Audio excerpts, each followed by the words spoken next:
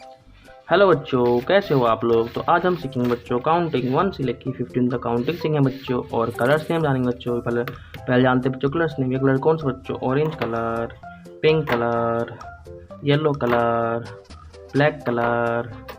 ये कलर कौन सा बच्चों? ये है red colour, parrot colour, sky blue colour, blue colour, brown colour, grey colour, green colour and purple colour. 1 1 2 2 2 3 3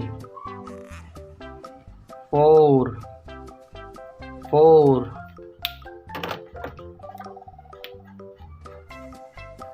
5 5 6 6 6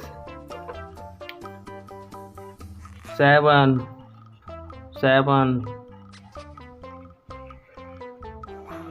8 8 9 9 1 0 10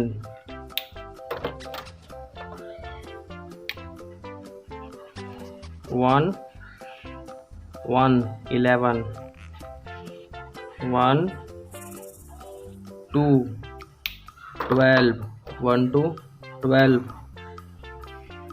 1 3 13 1 4 14 1 4 14 1 5 15।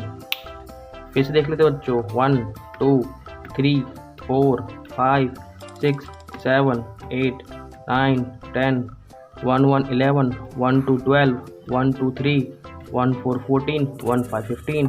If you learn this video, please like, share and subscribe the channel. Bye बच्चों।